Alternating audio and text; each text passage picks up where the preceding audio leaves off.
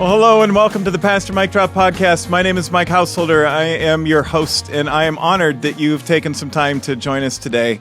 And I'm joined, as always, by my co-host, Emily Langpaul, our Executive Minister of Youth and Family. Hello. Hi, Emily. How are you? I'm good. How are you? Good. Happy anniversary to you and your husband this week. Thank you. That's a great one. I remember it well. I was presiding and officiating at that wedding. Now 8 years ago. 8 years, is it? Yep. Wow. That's amazing. Mm-hmm. Look what you guys have already done with 8 years. Oh, yeah. It's phenomenal. 3 kids, multiple houses. Yeah, that's right. I feel all of it. You just moved right in the middle of COVID-19 season. Yes, we sure did. Yeah. As if there wasn't enough change. We pulled off a big one.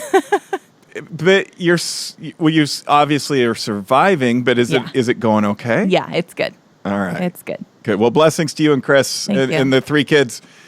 We are joined today by 2 very familiar faces to us. Yeah. But for a lot of folks at Hope, well, the regulars at Hope are going to say, oh, we know Chris and Gail. Yeah. But for a lot of folks at Hope, these 2 are like the power and the strength behind the scenes. They're not seen as much as those of us who are up front and are leading big public ministries.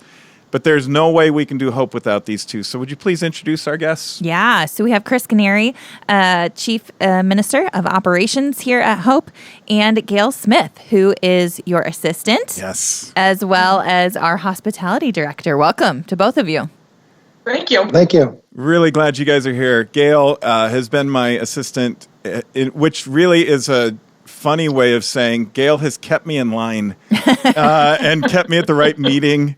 And kept me from double and triple scheduling myself and protected me from people trying to sell this church everything under the sun and responded to those messages for how long now, Gail? 22 years. Oh, my God. Long time. 22 years. I have refer to Gail as Radar because in the old sitcom MASH, Radar was the guy who was the assistant. It wasn't Colonel Potter. It was the guy before that he started. I can't remember, but do you remember Chris knew who was the guy before? No, Radar. Sorry. It was I'm too young Colonel for that. Blake. Was it Colonel Blake? Mm-hmm. So Colonel Blake called him Radar because Radar would finish his sentences. Okay. And Radar knew better than Colonel Blake did what Colonel Blake really wanted to do. That's Gail. She knows what I mean before I say it and gets it taken care of. And what I love particularly about Gail is when I give her some impossible, because I sort of dream big sometimes. Yes. So I say, hey, Gail, I have this idea. And everyone looks at me like there's no way that can't be done. Gail's like, okay, I'll get that done. I know that to be true. and typically within hours, it's impressive. Done. Yeah, it really is. Yeah. It really is. So because it's like the VBS skit morning, like, oh, we need this crazy weird prop, and everybody else is looking around like, what? And then Gail appears with it in minutes. I can't tell you how many VBS mornings I have called Gail. Or sometimes I'm so frantic, my wife Sally calls Gail and says, we need a tent or something, or we need a boat. Do you have a canoe that you can bring in or something? And she's like, I don't, but I'll find one. And boom, magically a canoe just appears. Yes. And it's there for the skit. Yes. So. Or like a live sheep. And there's Gail. That's happened. A whole flock. Yeah. Right? Yeah, that's right. Chris, you're no slouch at that stuff yourself. No. You overseeing everything in this church. And you've been doing that for how many years now? Be 15 years in July. Wow. Really? We are so blessed by your leadership too, Chris. And it's not just for the original campus here in West Des Moines, but you oversee all the campuses. Yeah. And all the campus pastors say one of the best things about being one church in multiple locations is we don't need to try to replicate all the stuff Chris does. Yeah. Because he's there for us. Yeah. And so thanks, you guys. We have you here today. Gail, you lead hospitality and you run the church for us internally. Chris, you are the operations guy for everything throughout Hope. And so we want to talk, and I'm sure people are tuning in when they saw the title of this podcast. I want to talk about reopening this church. Although I say that because that's the phrasing that everybody's kind of using is reopening different businesses or schools or whatever it might be. But we've never closed. We just moved the church online. So it's not like we're closed and we have to wait to open. but we're really talking about getting back to in-person type ministries and worship services. And that's important because I don't know about you guys, but I really miss it. Yeah, we're anxious. Man, I miss singing together, and I miss praying together, and I miss seeing faces and chatting and doing all those things that we get to do. So we're hungry for it, but and so we don't want to be too late. We don't want to be we don't want to wait longer than we have to wait to do this. But at the same time, we have a huge responsibility not to push it too hard either, and put people at risk by coming back too soon. So we want to talk about all these things. And so without further ado, let's dive in. 2-minute drill. 2-minute drill. Okay, the first question is the big one. When will Hope reopen for in-person worship and other on-site ministries? Chris, you want to lead us off? Yeah, Chris, if you could just let me know when we're gonna. What's the date, right? Oh, what's the date? I don't know that anybody can tell you a date unless you happen to be in one of the 8 states where they have said they come back. But ironically, I think those 8 states are the same boat we're in. There's 1, when it's safe to come back, but 2, when the government tells you. So for 8 states, they found out this weekend they can come back. But as I'm talking to a lot of my executive pastor friends out there, over 60% of those in those states still aren't coming back because that first step, we got to come back when it's safe. As a church, we have to make sure we're doing everything we can to protect the public health of those folks who trust Hope and want to come back to Hope. So, I think for West Des Moines, Hope, and for Central Iowa, my guess is going to be, I would hope, over the next 3 to 5 weeks, we can hopefully come back in a way that might look a little different, but at least start to come back in some smaller numbers with social distancing. But that's still a guest, not a ghost, but a guest. The framework has been laid out about what has to happen. And for those who are following the information, Iowa's still going up right now, at least in the 22 counties that the governor broke off yesterday. So as we see numbers increase, the criteria says we have to hit that peak and start to come down. So that tells me we're at least 2 to 3 weeks away from even talking about what that would look like. So it's going to be a little bit yet. It's tougher than it is for me to say because I would have loved to came back last week if it was safe, and I think we all would have. But yeah, I think we still have a little time. So instead of as much as we would like to announce a date and say here's our prediction and this is when we're going to open, we don't want to make that some sort of moving target because it already is that enough, just outside of our control. We can't control how many cases of COVID-19 are popping up around Iowa. We can't control how many people are dying of this. We can pray for that. We can help. We can love. We can do the things that the church does. We'll continue to do those things that we've done, but we cannot control the things that we can't control. And the date when we're going to all be able to get back together in person again for worship and other ministries is one of those things we can't control. But we're on it. At the same time, we're not passively sitting back either. We've started to have some really big meetings around here in the last few weeks.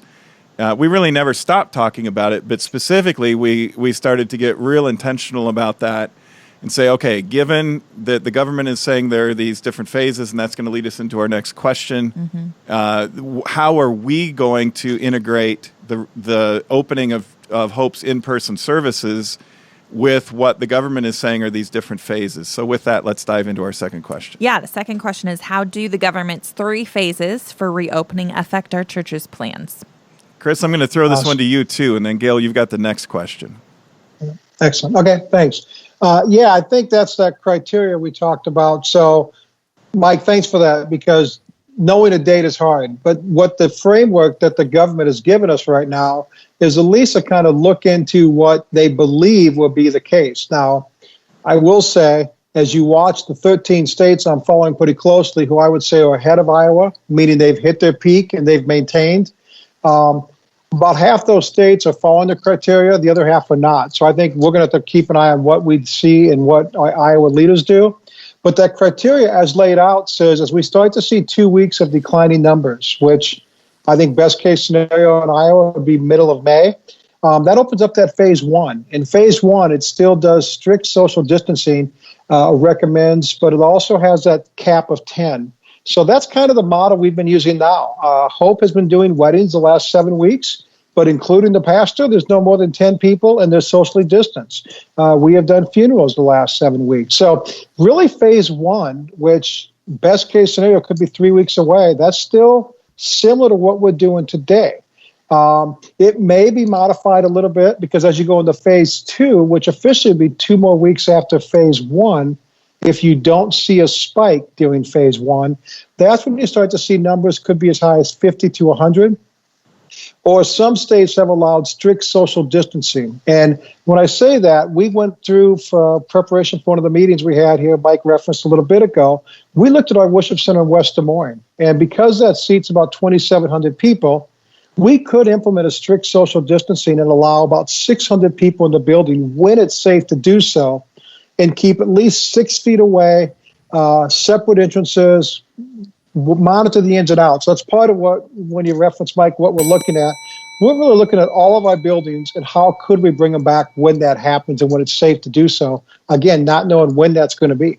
Mm-hmm. So, and Emily, you've been involved in these conversations and these meetings too. Yeah. And Gail, you as well. Mm-hmm. What we're going to try to do is figure out when it's legal. But as you said earlier, Chris, it's not just when it's legal. It's going to be when it's legal and it's wise and it's safe for us. We do not want to put our church family at unnecessary risk.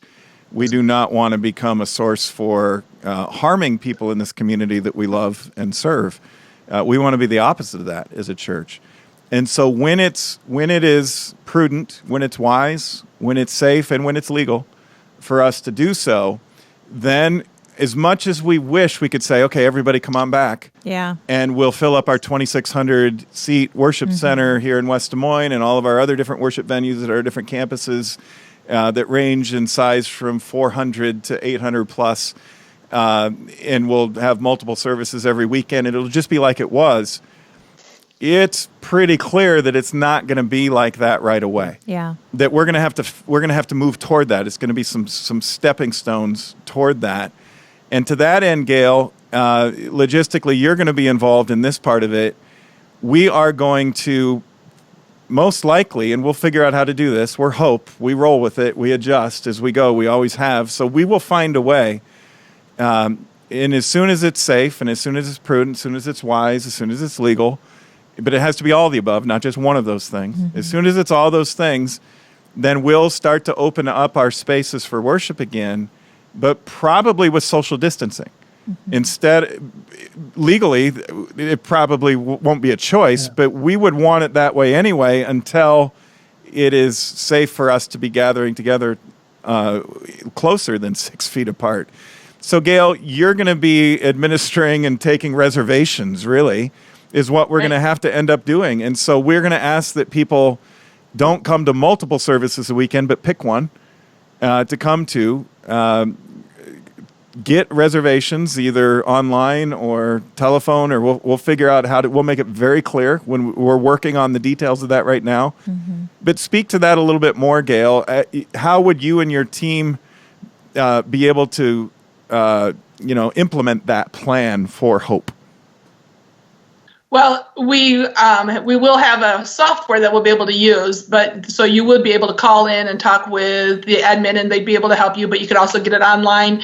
Then we would make sure that we have people at the doors that would probably check their tickets, which would probably be something on their phone that we can scan easily. So then we know that they're here for the right spot. They're going in the right door. They're going into the right spot. They'll have their chair. And then also those seats will make sure that there's definitely distance between them and the next family that are sitting. So it'll all be part of the software that we'll be working through. Yeah. And I think it's worth noting that this isn't something we wish we had to do. Yeah. We would love to avoid having to do something like that, but we can't risk thousands of people showing up for the same service. I can't show up for the service I plan to go to with my 3 kids and then be told at the door that you've already maxed out your space and that I have to go home. And so I would rather you tell me and work out in advance a time for me to come, and this is our way to try to figure that out. Yep. We're gonna park it here just for another minute or two because this is important, and I don't want to rush through this. Mm-hmm. We're not doing this to make it more complicated or to try to be innovative. We're doing this to try to open doors when it's safe and wise and prudent to do so. And we're trying to do this in such a way that it's going to be safe, not just for the people who come, but for the people who are also here at that same service, like you just mentioned, Emily. Yeah. I think that's really, really important. And it's also faithful for us as a church to do it that way. We have a responsibility. And that responsibility goes beyond just, hey, we want to make sure you can worship. We absolutely do. But we have online worship, and that'll continue to be an option. For those who don't want to come, until there's a vaccine, or for those who don't want to come until they feel safe, until cases are way down. I mean, everybody has their own criteria, right? We respect that too. So we'll continue to offer online services like we have over the last 7 weeks. And we will continue to do that in conjunction with these other things. In addition to that, I want to say this, that it's not just in our worship center in West Des Moines that we're talking about. We're talking about all of our campuses. We're also talking about different rooms in our different campuses that have room for gatherings of maybe 40 or 50 socially distanced, 6 feet apart. We would also make sure the parking lot has signage in it.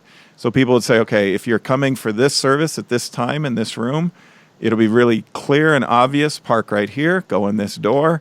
Everybody go out, at a certain time and in at a certain time, so that you don't have to bump into other people who are coming to different rooms at different times. We're going to look at all of that logistically. In addition to that, and this is where it gets kind of fun, and also we allow God to take a burden and turn it into a blessing. We are going to ask for those of you who have access to community rooms or to storefronts or to office spaces that would allow for groups to gather socially distanced in the same way our local sites do all over the Midwest. That you might want to lead these and host these, and we will work with you on equipment and getting the live services beamed in so that you can at least worship together in socially distanced community. I know it sounds strange, but these are strange times. And so we have to find creative ways to gather during this in-between time, this abnormal time, as we wait for the new normal coming out of the old normal. So I want to encourage people who are listening, who are part of this church community, or maybe you're part of another church community, and you think, hey, that's something we could do at our church too.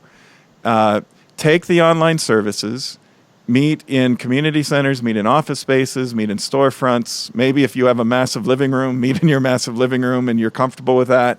We're not forcing this on anybody. We're just saying the people who want to do this, we would love to get your help on this, because then we can multiply the amount of room we have and the amount of space we have.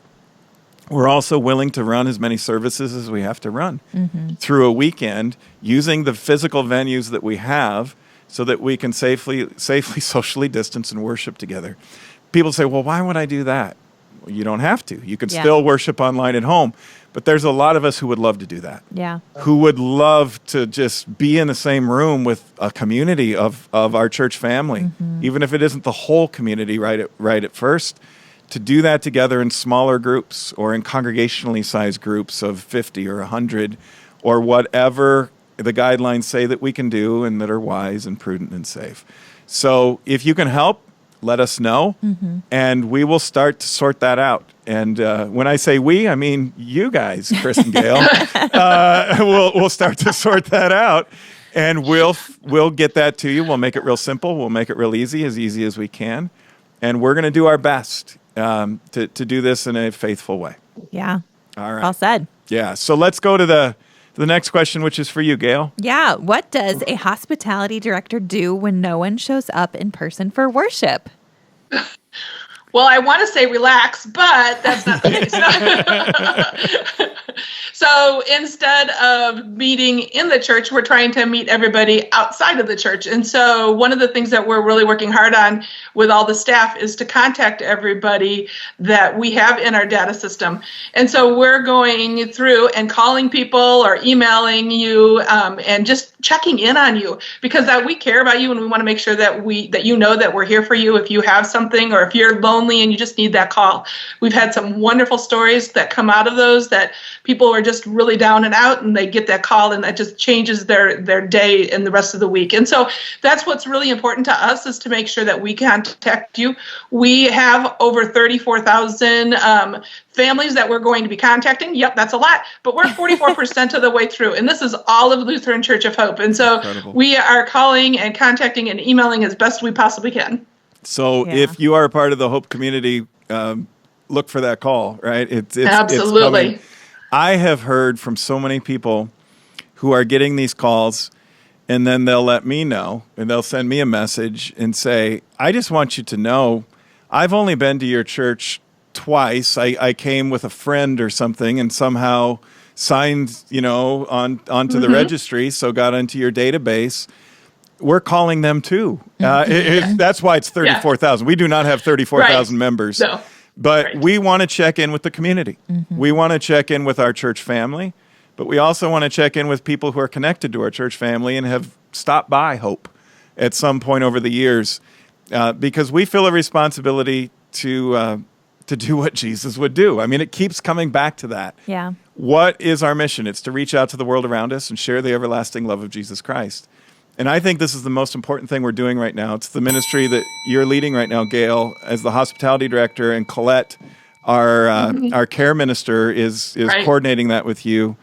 And the fact that you're already almost halfway through 34,000 households is absolutely phenomenal. And then when we're done, I haven't told you this yet, we're going to just start over again. And we're going to just keep going. As long as this season lasts, we're going to just keep checking in. And for those of you who are listening, you're like, well, I haven't been called yet. You will be. And if you have something you need to talk to us about, don't wait, right? Yeah. Call us. We're available. Give us a call. Our pastors are ready to serve. We're at your service. It may not be immediate or right away. We'll get to you as soon as we can. But give us a call. Let us know how we can serve you, and we will do what we can to help in whatever way God leads us to do, in whatever way we can. Yeah. That's good. I've been doing some of those calls. They are fun. They are, aren't they? Yeah. Yeah. It's good to talk to people. No matter how big we get, no matter how high tech we get, we still want to have high touch. We still want to be a church that's about relationships. And that's about making those connections. Yeah. And that doesn't mean that, one person can know 34,000 families. But we want everyone to be connected in groups and in smaller teams that do ministry and mission together.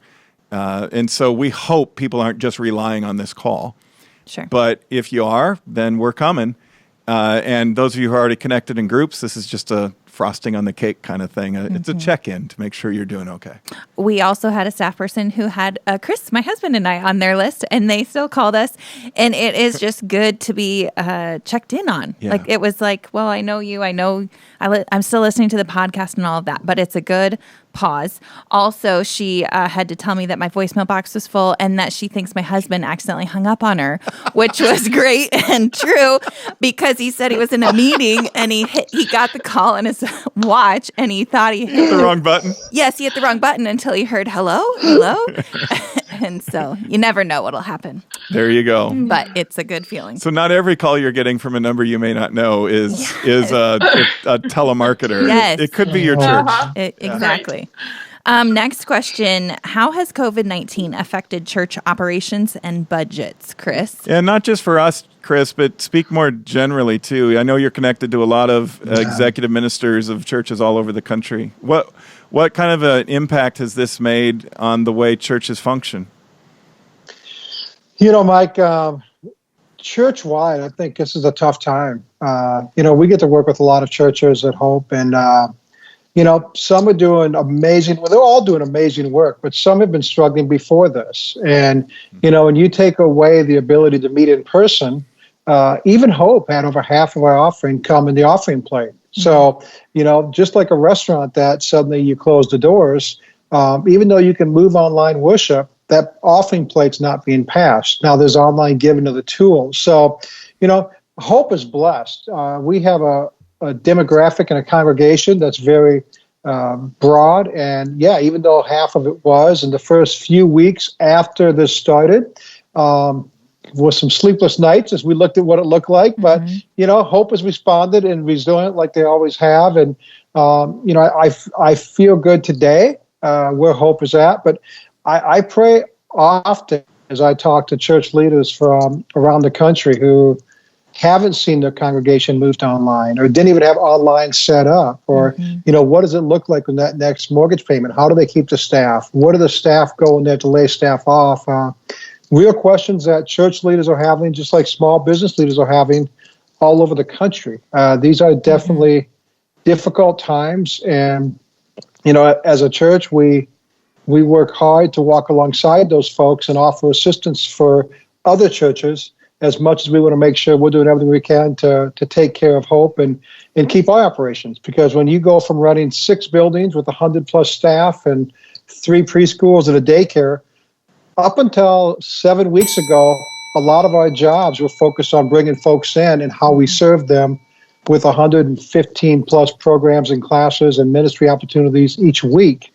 And, now to transition those operations, as Emily asked, to what it looks like to be an online church, it's taken a shift. But, fortunately, Mike, you built a church that is not built on tradition. We're fluid and we're very quick to pivot. And I would say I'm blessed to work with an amazing staff here at Hope that has done an amazing 180-degree pivot. Those who don't have the direct ministry jobs they had before are making hundreds of phone calls a week. Those that do are seeing their work quadruple. And, Mike, as I'm sure your schedule is, when you go digital's 24/7. So sometimes it's hard to shut it off. But I would say operationally and budgetally, this has made a major impact on churches all over the country. And I pray for them often. For those of you from Hope on this call, thank you. But I also know that we're not through this. As this continues on for the next 4, 6, 8 weeks, however long it may go, the economic impact is going to be felt throughout the country. So I can tell our Hope folks on this, podcast today that we've made great changes to limit our expenses and to contract where we can while still taking care of our staff who are taking care of the community and the Hope folks. Yeah, our energy bills are down in our buildings, that's for sure. I sit on some national advisory boards for ministries around the country, and on those Zoom meetings the last couple of weeks, just connecting to other pastors of other churches like Hope, about the same size of us in different communities. It's really heartbreaking. Yeah. I mean, it's hard. As I say that, I want people to know that the pastors who are talking about these things on these meetings are talking about them with great sensitivity to, we realize that churches are not the only ones who are taking hits right now. People are losing their businesses. People are losing their jobs. People are suddenly unemployed. People are trying to find their way through some really, really difficult circumstances. And churches are not immune from that, though. The general rule of thumb is most churches are seeing a dip in giving that's somewhere around 35 to 50% in offerings given in income. And so there are tears in these pastors' comments. They're weeping as they talk about layoffs and having to completely radically change the way they function and operate. As Chris, as you mentioned, somehow because of the generosity of this church, even though we've definitely seen a difference, we're still at budget. We're still keeping our head above water, and that's phenomenal. And that is outstanding. I also want to say a word of thanks, not just for the generosity of people who support this church, but I want to say a word of thanks to our staff, because you said pivot, Chris. This church staff can pivot like no other. This is just a phenomenal group of people who are like, okay, well, we have this mission and I have this job description, but you know what? I'm going to throw that out right now because that's irrelevant during this new abnormal season. and I'm gonna write a new job description. I'm gonna start jumping in somewhere else where I can serve and make a difference. And we see that across the board. This is a phenomenal staff and in a phenomenal church. And I'm honored to just walk alongside of all of you, represented by the three of you, but there are so many more. It is an amazing team. So praise God, so far so good for us. And, in those meetings, I just sort of don't hardly say anything because they're talking about massive cuts and we haven't had to do that. And I hope we don't. I'm not saying we won't because we live in a real world and we don't know how long this is going to last. But so far so good. And thank you for your generosity and thank you, staff, for the pivots that you're making for the sake of the gospel. Next question. How can someone help their church accelerate the process of worshiping together in person again? Yeah, and let's broaden that out too, just to what can people who are listening do to help their church or to help the churches they're a part of if they aren't a part of Hope and they're tuning in? What would you encourage them to do? And maybe, Gail, you could start by speaking just a little bit more specifically to what do we need volunteers to do right now? Sure. I mean, I know that we have a couple different ways. We do have some volunteers who have helped us make phone calls too. But we have volunteers that are doing there's a Hope Cares that we just got started where you can help those who are in need that with the grocery shopping and going and getting medicine. I know like older parents and things like that can't get out and they need somebody to go and get that or it's beautiful out and help with the yards. We have that and that's on our website. We just got that started. There's prayer wall that we have that people can just go out and just pray for people. So as you're sitting at home and you're thinking, I just care for everybody. How do I do this? Go out on the prayer wall that we have and you can click, I prayed for you. But people will get an email back that says they were prayed for. And wow, does that touch your heart when you see that, So many great ways that you can be out there and you can still be the church and be together. Thanks. Chris, other things to add? What do you see? If somebody's sitting out there is like, man, I wish there was something I could do. We've got the masks project that we're doing right now, right? What are some more things like that, or speak to that one? Yeah, no, I think, everything Gail mentioned is awesome, but the mask is huge. We were going to jump in and do mask about 5-6 weeks ago, but at the time, the large organizations were not looking for the mask. So I know we had a lot of great Hope folks making them and do it for Mass Fry and other organizations. But all of a sudden, with our daily calls with Polk County and county leaders and emergency health and state leaders, there is a need. The prison, the Polk County Jail needs about 1,600 masks. The refugee services, a lot of organizations. So if you're out there making masks in Central Iowa, thank you. In any community, my guess is right now, a lot of organizations can definitely use masks, and it's something that's helping folks. That is going to lead us right into our deeper dive, which is where I kind of want to wrap up. So the church has a great commission and a great commandment. We've just focused on that in our weekend sermons the last 2 weekends post-Easter. And this isn't just for Hope, this is for every church.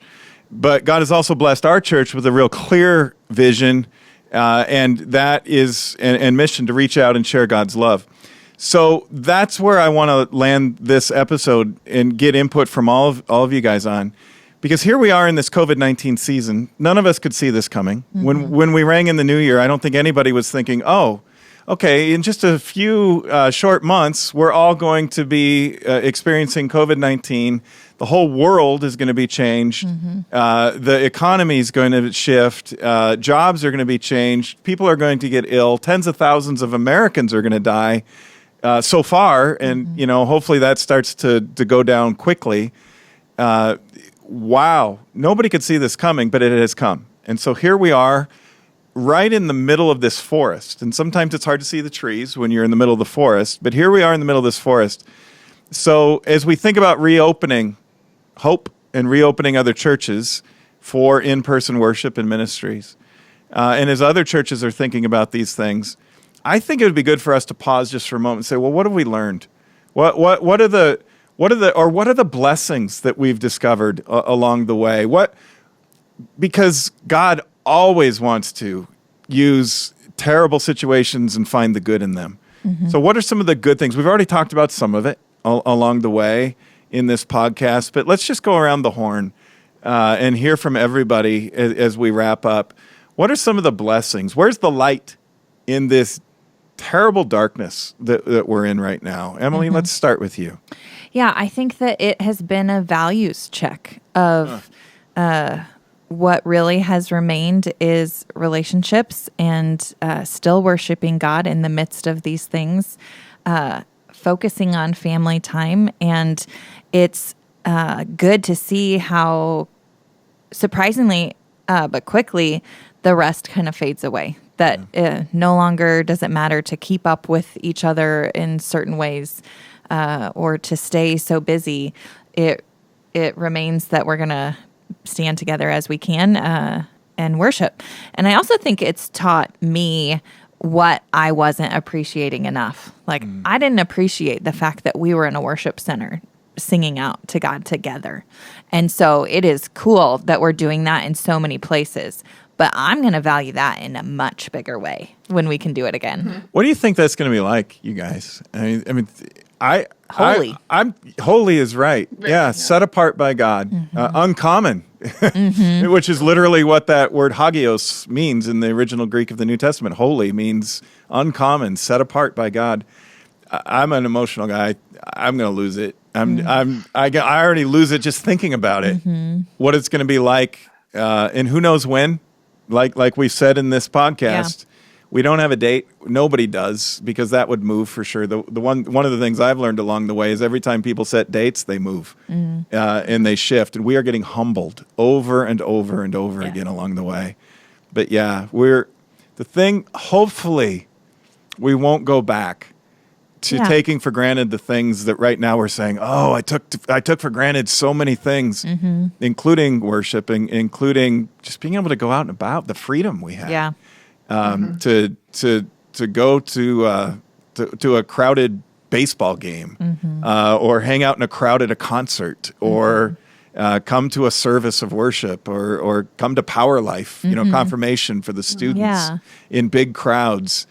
The stuff that we can't do, suddenly you're like, oh wow, I really, really, really miss that stuff. Yeah. Gail, how about you? What are some of the things you're learning during this season? It's interesting being just my husband and I here at the house, and he has to work, and I'm working here, and so I miss getting to see the grandkids, but we've learned ways to get to see the grandkids and to see the children and everything. So for me, the blessing is being able to take that time and know that you do you want to stay that connection with the parents and with the grandkids and everything. So for me personally, having that time to do that is huge for me. But I also love the fact that I get to connect with a lot of the volunteers. And so a lot of the volunteers that I've been doing, they've been reaching out to me or I'm reaching out to them, and just getting to see how they're doing and caring for them in a whole different way that I didn't have time for before because we were so busy with so many different people. And now I can do those one-on-one cares. And I love that too. Yeah. One of the things that I miss is you're saying that when you started saying your husband's at work and you're working from home, I so miss being able to call out from my office. Hey, Gail, where's that thing? Where am I supposed to be right now? What am I doing?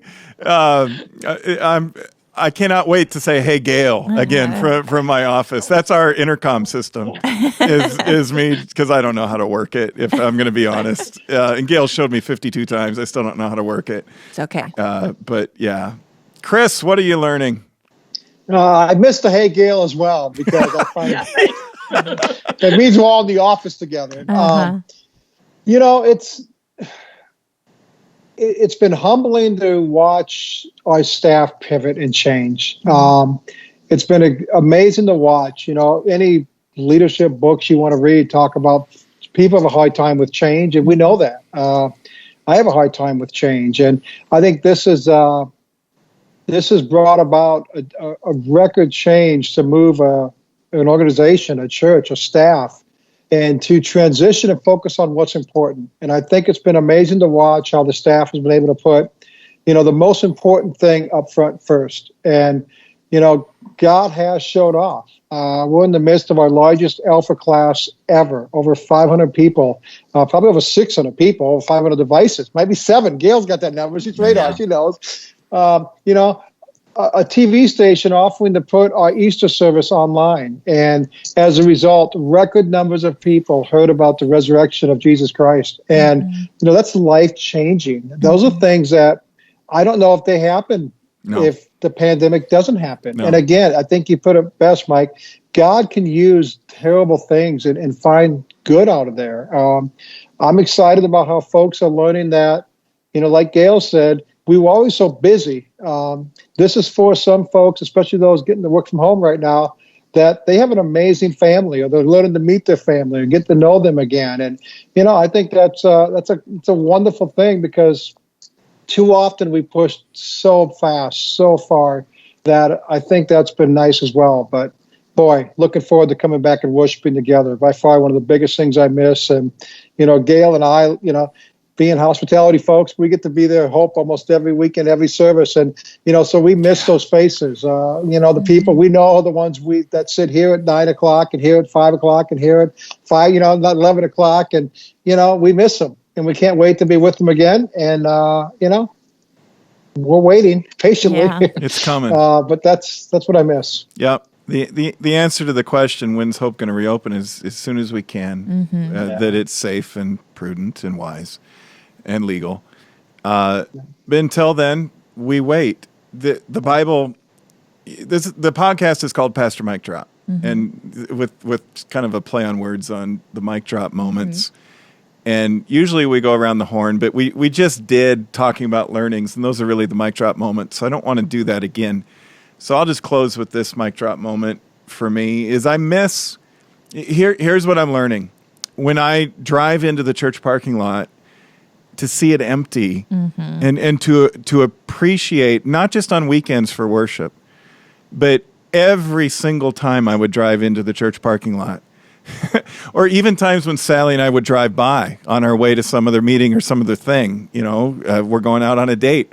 We could drive by the church parking lot, and I'd say, this is always the way I'd say, what's going on at church? I don't even know. There was something going on, because there's a bunch of cars that are in the lot.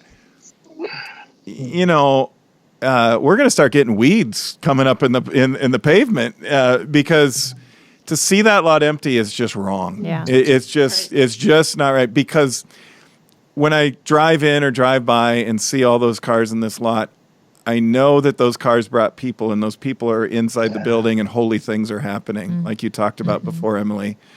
That which is holy, that which is uncommon, that which we need. And Chris, you said it well there just a minute ago. There are things that have happened because of COVID-19 that wouldn't have happened. Absolutely. More people heard the good news of Jesus' resurrection. Over 100,000 people worshiped just at Hope, with Hope, that weekend for Easter. And that's putting it conservatively, based on the estimates and the TV ratings. And Channel 13 was saying they really had never seen anything like that on a Sunday morning. But that's not us, that's Jesus. I can't emphasize that enough. Jesus gets good ratings, because people, that's what this season is teaching me. That's been the mic drop moment of this season. If I could sum it up in a sentence or two, it is that we as a world are at least humbled enough in this time and in this season of uncertainty to realize we're going to need something more. We're going to need something that only God can give us. We need a Savior.